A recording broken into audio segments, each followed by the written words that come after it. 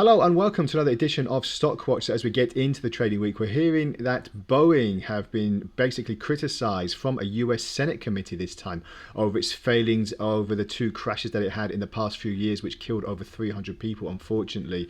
So basically they're looking into the reasons and concerns as to why two crashes happened, and obviously other failings at Boeing as well over the last few years. It's also criticised how the company's aircraft was certified as safe to fly by the Federal Aviation Industry. So the big regulator in America is being under investigation as well because of this. And it's saying the 97-page aviation safety whistleblower text highlight allegations that the FAA's safety certification suffers from undue pressures, and it has things like basically the same person that created certain things on the Boeing aircraft was the same person that tested it and approved it. So obviously there is a big conflict of interest there where the same people are testing things that they've created. It should be the other way around, and they should have independent authorizers to go in and see if these things are credible and safe to fly, because obviously we're talking about aircraft here, which is very, very dangerous, and it needs a very good certification.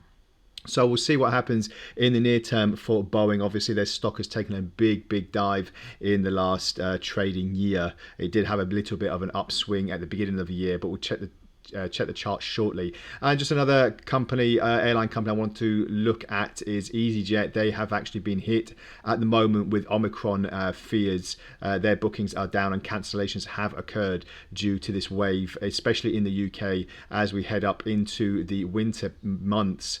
They are looking at more restrictions. The government did announce in the last 48 hours that there will be more restrictions coming into play for the UK. So this has hit EasyJet quite significantly in that sense as well. So let's just see how that all plays out in the stocks in the morning. So Boeing, as I said, not looking very good for the majority of the year. We're in this descending channel here. We can place it where we like here, but the fact remains, I'll just move this out of the way. The fact remains that we are looking that prices are very firm underneath the Ichimoku cloud at the moment. There have been a few attempted breaks out of the cloud, but as you can see here, it has not really come into any fruition, and now prices are looking to move lower.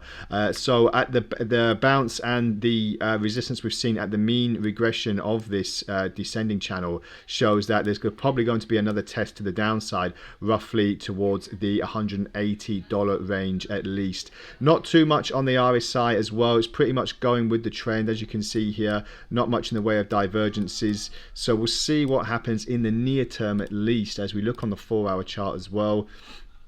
Let's just get rid of some of these drawings just to make things a bit clearer. So as you can see here, it is pretty weighted down still on the 4-hour chart, and we'll see what happens in the when the market does open. And towards the end of the year, obviously Boeing did have some increase in orders for their Dreamliner, but we'll see if that actually comes in, does happen going into 2022 as the world deals with this next Omicron variant. And obviously the travel industry is one of those industries that does get affected very well, in a negative way, obviously. So let's just take a quick look at EasyJet as well, and they're doing a little bit better than a few of the other airlines, but in the daily chart, as you can see, again, from the pretty much the same period as when Boeing had its spike, give or take a month, we have seen another descending channel, and it's looking very negative. Prices do look very cautious to the downside, and again another test, a bit like Boeing, at this mean line to bring prices down to another low.